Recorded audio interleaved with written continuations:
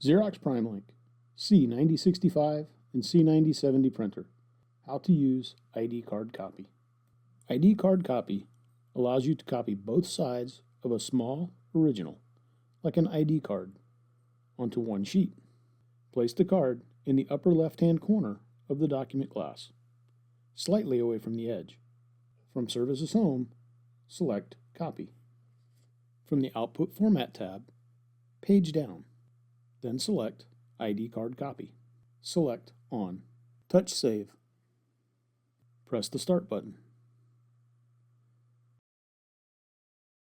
Flip the ID card over, then press the Start button again.